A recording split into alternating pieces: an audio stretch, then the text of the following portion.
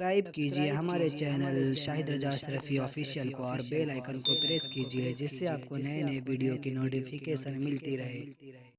तो नाजरीन अस्सलाम वालेकुम वरहमतुल्लाहि वबरकातुहू। आज का बयान हज़रत मुफ्ती सलमान अज़हरी का बयान रहेगा कुर्बानी के हवाले से, तो पूरा बयान ज़रूर सुने और इस पर अमल भी करिए। अभी पार्ट 1 अपलोड होगा और जिसके बाद पार्ट 2 भी आने वाला है, तो इसके बाद आएगा। तो पूरा बयान ज़रूर सुने और इस पर अमल भी करें, और हमारे चैनल पर नए हैं तो ज़रूर सब्सक्राइब करें। रोज़ाना इसी तरह की वीडियो आएंगी जो आपके लिए फ़ायदे हो, हमारे लिए फ़ायदे हो, और आपको सपोर्ट करना लाजमी है क्योंकि ये इस्लामी कंटेंट है। अल्लाह ताला इसका अजर ज़रूर अदा करेगा। तो चलिए बयान शुरू करते हैं। पूरा बयान जरूर। यूं फरमाया वल फज्री वलयालिन अश्र, फजर की कसम और 10 रातों की कसम। और वो 10 रातें कौन सी हैं? पहली जिलहिज्जा से लेकर 10वीं जिलहिज्जा तक की रात। ये 10 रातें इतनी अजमत वाली हैं कि अल्लाह खुद इनकी कसम फरमा रहा है, अल्लाह इनकी कसम याद फरमा रहा है। और इन अय्याम में जो आमाल किए जाते हैं अल्लाह की बारगाह में मकबूल होते हैं। ये हुर्मत वाले महीनों में से एक महीना है। ज़माने जाहिलियत में भी इन महीनों में जंग व जिदाल नहीं किया जाता था। कोई भी जंग चल भी रही हो तो ये महीने आते तो जंग रोक दी जाती थी, क्योंकि ये हुर्मत वाले महीने। तो जिलहिज्जा के महीने में हम और आप अभी अपनी जिंदगी की सांसें ले रहे हैं, लेकिन कुर्बानी के मुतालिक जैसे कि लोगों के दिलो दिमाग में एक कॉन्सेप्ट और फिर फैलाया हुआ एक कॉन्सेप्ट और इस्लामी कॉन्सेप्ट, तीनों में क्या चीजों का फर्क है। इस्लाम कौन सी कुर्बानी चाहता है, लोगों ने क्या प्रोपेगेंडा फैलाया है, और अवाम के जहन में क्या बैठा हुआ है। तीनों को हम थोड़ा सरसरी नजर से देखते हैं। सबसे पहली चीज तो ये है, इस्लाम जिस कुर्बानी की बात कर रहा है, कुरान में अल्लाह फरमाता है लन यनालल्लाह लुहुमुहा वला दिमाउहा, न तुम्हारा गोश्त न तुम्हारा बहाया हुआ खून अल्लाह तक पहुंचता है, वलाकिन यनालुहु तक़वा मिनकुम, बल्कि उसके पीछे जो तुम्हारा तकवा है वो अल्लाह तक पहुंचता है। तुम्हारी नीयत देखी जा रही है, तुम्हारा इखलास देखा जा रहा है। इसीलिए कहा गया कोई गोश्त खाने की नीयत से कुर्बानी करता है तो उसकी कुर्बानी होगी ही नहीं। गोश्त की नीयत से अगर किसी ने कुर्बानी किया उसकी कुर्बानी नहीं है। या फिर अगर ज़बह करने के बाद बेचने की नीयत किया गोश्त में से कुछ हिस्सा, वो तिजारत की नीयत किया हुआ है, तब भी उसकी कुर्बानी नहीं है। कुर्बानी सिर्फ वो है जो खालिस अल्लाह की रजा के लिए करे, जो अल्लाह ताला ने हुक्म फरमाया मुझे और अल्लाह करीम के हुक्म पर अमल पैरा होते हुए मैं कुर्बानी कर रहा हूँ, ये इस नीयत के साथ जिसने कुर्बानी किया उसकी कुर्बानी कबूल है। ये इस्लाम चाहता है आपकी कुर्बानी। और लोगों के दिलो दिमाग में जो अक्सर बैठा हुआ है वो ये है कि मौसम आ रहा है, सब कर रहे हैं तो हमको भी करना चाहिए। और कुछ लोग फैशन के तौर पर, कुछ लोग बच्चों की जिद पर कुर्बानी कर गए। ये लोगों के ज़हन दिमाग में बैठा हुआ है। नहीं मेरे अजीजों, जो मालिक निसाब है उस पर कुर्बानी वाजिब है। यहाँ तक कि अल्लाह के नबी सल्लल्लाहु अलैहि वसल्लम ने इरशाद फरमाया, इस्तिताअत होने के बाद, मालिक निसाब होने के बाद जिसने कुर्बानी नहीं किया, हुजूर फरमाते हैं वो हमारी ईदगाह के करीब भी ना आए। हुजूर अकरम सल्लल्लाहु अलैहि वसल्लम फरमाते हैं वो हमारी ईदगाह के करीब ना आए। उसके लिए दुनिया में ये वईद है तो आखिरत में उसका अजाब और है। तीसरी चीज, जो प्रोपेगेंडा क्या फैला हुआ है कुर्बानी को लेकर, एक बहुत बड़ा प्रोपेगेंडा है। इस्लाम के खिलाफ कुछ भी बात फैलाने के लिए लोगों को सिर्फ एक छोटी सी सुई चाहिए कि उनका एक फैलाया हुआ ये प्रोपेगेंडा कि लाखों हजारों एनिमल्स इसमें काट दिए जाते हैं, ज़बह कर दिए जाते हैं, खून बहाया जाता है, इसका हासिल क्या होता है? जीवित चीजों को मार दिया जाता है। मेरे अजीजों, लोग ये बातें तो सिर्फ और सिर्फ इस्लाम के खिलाफ करने के लिए फैलाते हैं, जबकि मैं आपको बताऊं दुनिया के तकरीबन मज़ाहिब में कुर्बानी का कॉन्सेप्ट मौजूद है। अक्सर दीनों में वो अलग अलग अंदाज है। कहीं बलि चढ़ाना हो गया है, कहीं देवता को कुछ पेश करना हो गया है। कुर्बानी का कई जगहों पर यह कॉन्सेप्ट मौजूद है, लेकिन कोई अपने गरेबान में झांकता थोड़ी ना, दूसरे के घर में झांकने की आदत ज्यादा होती है। इस्लाम की कुर्बानी लोगों को नजर आती है कि मुसलमान जितना प्रैक्टिकल है अपने दीन पर, दुनिया में कोई भी अपने दीन पर इतना प्रैक्टिकल नहीं है। कोई भी अपने दीन पर इस तरह पाबंदी से अमल करने वाला मिलता नहीं। जलन इसी बात की तो है कि कोई पोस्टर नहीं लगाते, कोई ऐलान नहीं करते, और जुमा में पूरी सफे इनकी भरी नजर आती। कौन तुम्हें प्रचार करके जुमा में बुलाता है? वो खालिक कायनात की तरफ से तुम्हारा जो लगाव है, वो जो तुम्हें खींच कर घरों से मस्जिदों में लाता है। फितनों का दौर है, उसके बावजूद जुमा में कोई भी मस्जिद ऐसी नहीं होगी जो खाली पड़ी हुई। मुसलमान आज के दौर में भी अपने दीन पर अमल पैरा है, और ये तक तो कुछ मॉडर्न ख्यालात वालों को ला करके हमारे दरमियान पेश किया जाता है। वो ऐसी मीठी मीठी बातों के जरिए से तुम्हें लुभाने की कोशिश करें। इतने पैसे खर्चा करने के, 40,000 का 50,000 का बकरा लेने से बेहतर है किसी गरीब को मदद कर दिया जाए, किसी का घर बना दिया जाए, किसी का राशन पहुंचा दिया जाए। मियाँ वो साल भर हम करते हैं अल्हम्दुलिल्लाह, कुर्बानी के दिनों में ही क्यों? अल्लाह के नबी सल्लल्लाहु तआला अलैहि वसल्लम की हदीस सुन। हुजूर पाक सल्लल्लाहु तआला अलैहि वसल्लम फरमाते हैं, कुर्बानी के दिन यानी के अंदर हुजूर फरमाते हैं, कोई अमल दुनिया में कुर्बानी से ज्यादा अहमियत अल्लाह के नजदीक नहीं रखता। कोई अमल अल्लाह को इससे ज्यादा प्यारा नहीं है कुर्बानी। और एक बात मैं आपको बताऊं, लोग हमें जालिम की शक्ल में पेश करते हैं कि काट देते हैं, ज़बह कर देते हैं। हम अपनी मर्जी से अगर काटें, अपनी ख्वाहिश के लिए काटें तो हराम है, और जिसने खुद जान डाला है उसके हुक्म पर काटे तो ये हराम नहीं है, ये उसके हुक्म की फरमाबरदारी है। एक बात याद रखो, जानवर तो ये बकरा हो, भैंस हो, ऊंट हो, जिनकी कुर्बानियां होती हैं ये अलग। जो मछली खाते हैं उसमें भी अगर कोई इंटरटेनमेंट के लिए शिकार करता है कि अपनी तफरीह कल्ब के लिए, तो उस मछली का शिकार करना भी हराम है। हाँ, खाने की नीयत है, तिजारत की नीयत है, तो मकसद के तहत अगर मछली पकड़ रहा है तो उसके लिए जायज है। इस्लाम यूं ही किसी चीज की जान लेना और खून बहाने का हुक्म नहीं देता। अल्लाह तबारक व तआला का हुक्म है, और उसने कायनात को जिस अंदाज से बनाया है, इन जानवरों को अल्लाह ताला ने हमारे खाने के लिए बनाया है, जिसकी वजह से ये कुर्बान किए जाते हैं। और अगर मैं कहता हूं सारे जानवरों की कुर्बानी बंद करके देख लो, फिर जानवर ही रहेंगे, तुम्हारा रहना मुश्किल हो जाएगा। इस्लाम की ये कुर्बानियां तो साल में एक मर्तबा होती है ना, जो एक दिन की जाती है, 10वीं ज़िलहिज्जा से 12वीं को। अगर नौजवानों में एक दावत देता हूं, जाओ, आज तो AI का जमाना है, कुछ भी पूछो तो ला करके तुम्हारे सामने रख देगा सारा डेटा।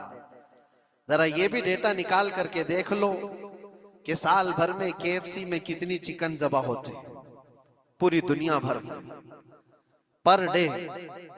मैकडोनल्ड सिर्फ चिकन ही नहीं बेचता, गाय का गोश्त भी बेचता है पूरी दुनिया भर में, जिसको यहाँ पर भी बहुत सीने से लगा करके रखे गए। पूरी दुनिया भर में उनका इस्तेकबाल है, क्योंकि अमेरिकन कंपनियां हैं, बाप दादा की कंपनियां हैं, इनको कोई आंख नहीं दिखा सकता। और इंटरनेट के डेटा के हिसाब से पर डे 68,000 गाय तो मैकडोनल्ड ज़बह करता है। पर डे की बात कर रहा हूं, साल भर की नहीं। साल भर इनका डेटा बहुत ज्यादा है, मिलियंस में है, और 1 बिलियन से ज्यादा चिकन वहां पर भी कुर्बान होती हैं जो फ्राइड चिकन खाते हैं। ये तो एक कंपनी की बात कर रहा हूं, ऐसी बहुत सारी कंपनियां हैं। तो कभी किसी ने ये एतराज किया कि ये कंपनियां इतने जानवरों को ज़बह करती? नहीं, बकरीद के दिन सबके सींग नजर आते हैं, जानवरों की मोहब्बत उमड़ उमड़ करके आती है। साल भर जो कुर्बान हो रहे हैं, कभी किसी ने ऑब्जेक्शन नहीं किया कि ये सारे आउटलेट्स बंद क्यों नहीं कर दिए जाते। ये सारी दुकानें क्यों नहीं बंद कर दी जाती जो साल भर ज़बा कर रहे हैं? हाँ, हो सकता है मैकडोनल्ड यहाँ नहीं ज़बा करता गाय को, क्योंकि यहाँ पता है हालात सही नहीं है, लेकिन दूसरी जगह पर जाकर देखें, सब जगह पर बीफ आसानी से उनके यहाँ मिलता है। मैं ये बातें सिर्फ और सिर्फ ये इसलिए कह रहा हूं, फैलाया हुआ प्रोपेगेंडा क्या है? जानवरों से मोहब्बत ये सिखाएंगे हमें? अल्लाह के नबी सल्लल्लाहु ताला अलैहि वसल्लम फरमाते हैं, बनी इसराइल की एक खातून को मैंने जहन्नम में देखा। किस बुनियाद पर? फरमाते हैं वो इबादत गुजार थी, जायदा थी, परहेजगार थी, लेकिन एक बिल्ली पाली हुई थी और उसने कभी इबादत करनी होती तो 2-2 दिन 3-3 दिन तक अपने कमरे में गोशा नशीन हो जाती थी अकेली, और उसने अपनी बिल्ली को एक जगह पर गले से रस्सी लगाकर बांध दी और 3 दिन तक वो अपनी इबादत में रही, मसरूफ रही।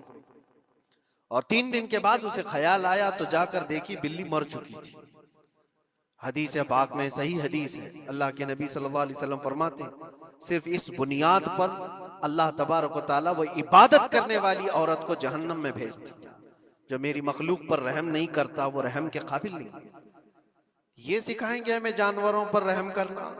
हम जिस जानवर को ज़बह करते हैं वो अल्लाह के हुक्म से करते हैं, उसके अलावा किसी भी जानवर को जुल्म करना, अल्लाह के नबी सल्लल्लाहु ताला अलैहि वसल्लम की हदीसों में से ये है कि जानवर पर जुल्म करना जिम्मी पर जुल्म करने से बड़ा है।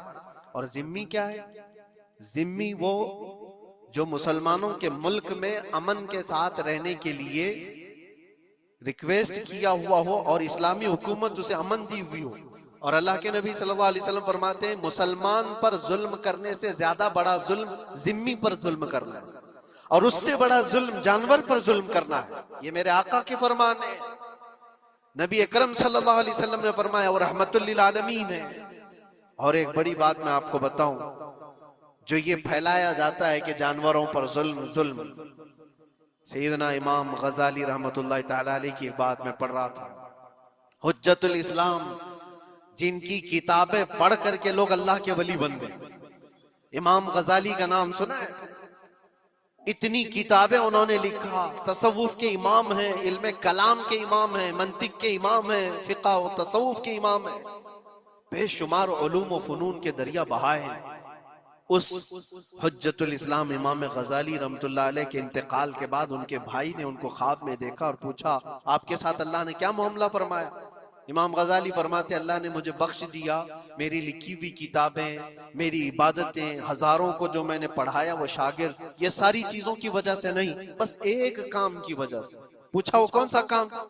कहा एक बार मैं किताब लिख रहा था और सियाही में कलम डुबो करके लिखा जाता था, और सियाही जो बनती थी वो फलों के रस से निकाल करके, और लकड़ी का कलम उसमें डुबो करके लिखा जाता था।